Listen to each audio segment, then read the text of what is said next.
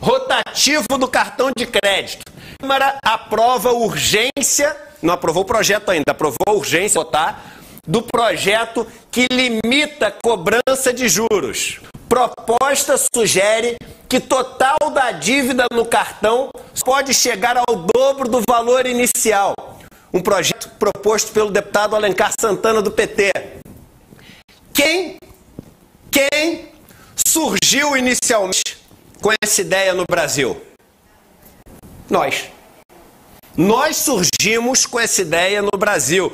Põe aqui, matéria da Folha aqui para vocês. Folha de São Paulo, 27 de agosto de 2022. Todo país sério tem lei anti-usura. Dispare de proposta de Ciro contra a ganância. Eduardo Moreira, que ficou conhecido pela campanha do Somos 70%, contribui informalmente com a campanha do presidenciável. Eu trouxe essa ideia, porque essa ideia... Põe o artigo em inglês, por favor. Essa é uma lei que passou em 2014 na Inglaterra. Está aqui, do FCA, que é a autoridade monetária, lá, Financial... alguma coisa Authority, lá no Financial Conduct Authority, né? Lá na Inglaterra. Como se, eu imagino, a CVM, lá, a Comissão de Valores Mobiliários. Detailed Rules for the Price Cap on High Cost Short-Term Credit. Então é o seguinte, isso aqui é a lei que eles passaram em 2014, que é exatamente essa. É exatamente essa. Deixa eu ajeitar aqui o microfone. É uma lei que proíbe o banco de te cobrar mais do que o dobro. Eu trouxe isso. E aí vamos fazer justiça agora. Apresentei para várias pessoas. Todas acharam super interessante. Mas quem que pegou a parada e botou como bandeira? Vamos fazer justiça aqui. Eu já falei aqui, tem bom relacionamento com todo mundo. Me dou super bem com Lula, me dou super bem com Ciro Gomes, me dou super bem com vários deputados de Rede, PSOL e etc. No campo progressista, assim, não tenho grandes inimigos, adversários. Tá? Tenho muito mais amigos do que adversários. Mas quem entrou com tudo nessa ideia? E eu tenho aqui um vídeo de 1 minuto da primeira vez que eu dei essa ideia. Vamos colocar aqui no vídeo. Põe aqui no vídeo. No Reino Unido é o seguinte, olha, o que eles justificam? Não, o crédito pessoal parece que é muito grande, você está usando a conta aí de 5 anos, mas isso é para o cara que paga uma semana depois. Então tem que cobrar uma taxa grande, porque o que ele paga, na verdade, é muito pequenininho. Mas aí no Reino Unido eles começaram a perceber que muita gente demorava um tempão para pagar isso, que é o que a gente vê aqui no Brasil, que se escraviza as pessoas. E eles falaram, então bom, então a regra é o seguinte, você pode cobrar até 0,8% ao dia, que é uma taxa enorme, mas ninguém pode ter que pagar mais do que o dobro do que pegou emprestado. Então a minha sugestão é a seguinte, vou dar até mais moleza para o jogo do que no Reino Unido. Minha sugestão é a seguinte, descontar da inflação toda a dívida que já foi paga 2 vezes o que foi emprestado, automaticamente quitada. Não é invenção. Ou seja, se você tomar R$100, a inflação for de 15, você tem que pagar no máximo 230. 230 acabou. Está automaticamente quitada. Isso é uma bela de uma ideia. Isso é mais ou menos o princípio que existe na Inglaterra, no Reino Unido. É isso aí.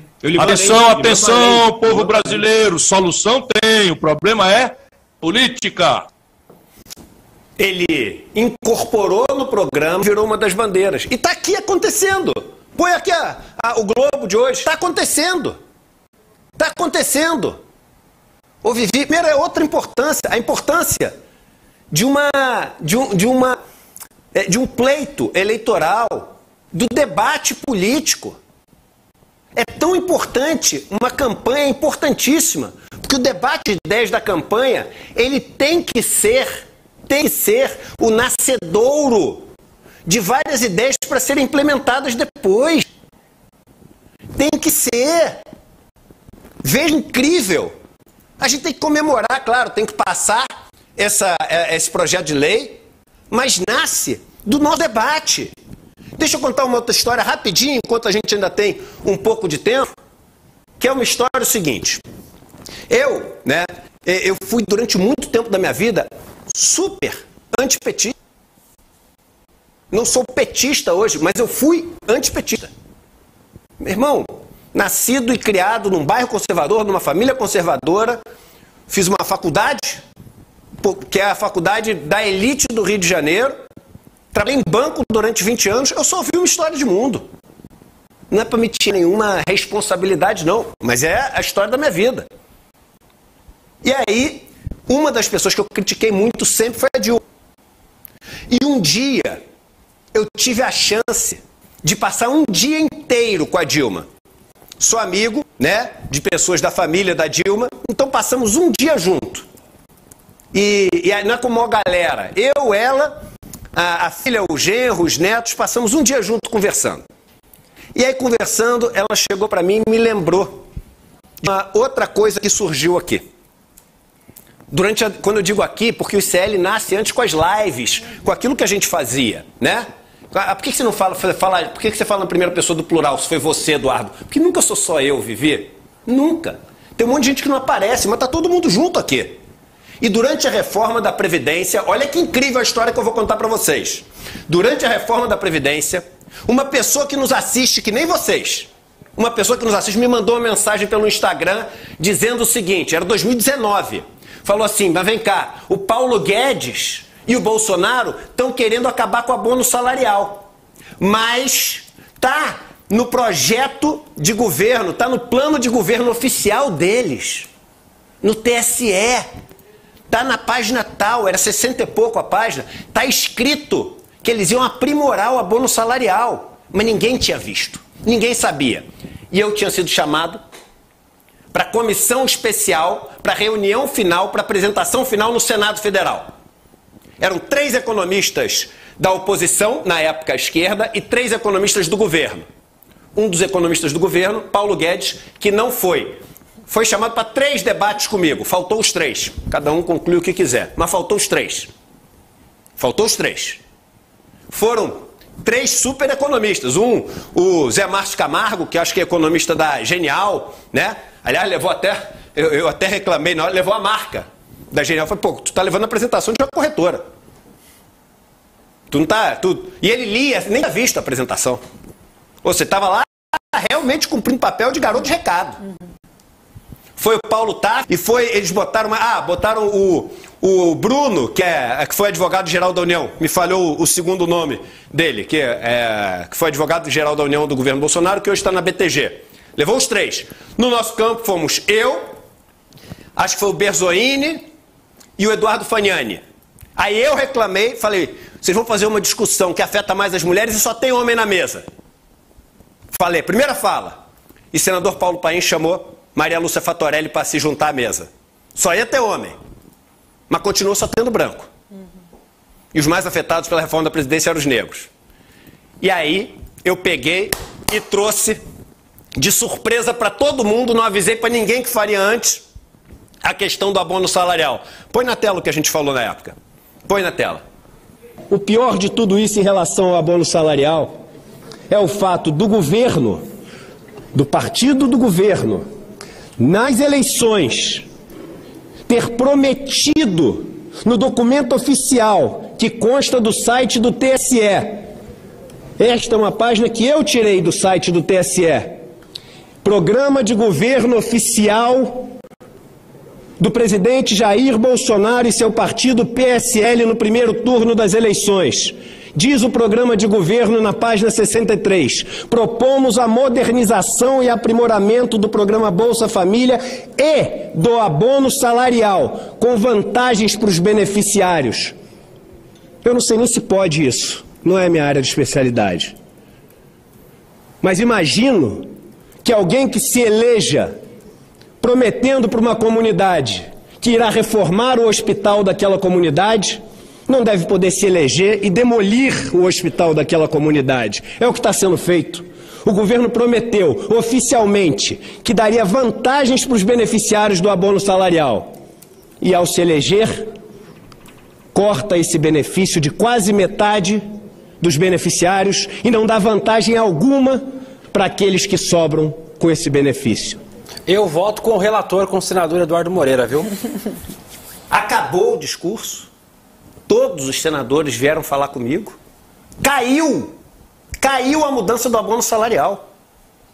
Mais de 10 milhões de brasileiros e brasileiras seguiram tendo direito, que ganham até 2 salários mínimos, Vivi. Vai viver com até 2 salários mínimos. Vai viver na formalidade. Até 2 salários mínimos. Queriam tirar um salário por ano. Um salário por ano queriam tirar deles.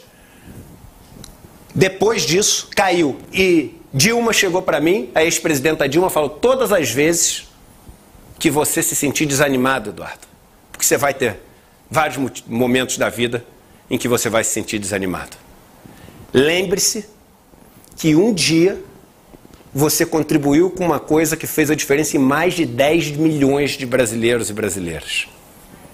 Eu sou muito grato ao que ela me falou aquele dia. Aliás, naquele dia, eu falei para ela o quanto havia sido injusto com ela e quanto, né, tempo de vida eu perdi defendendo as coisas, na minha visão hoje, erradas, por simplesmente não conhecer o outro lado da história.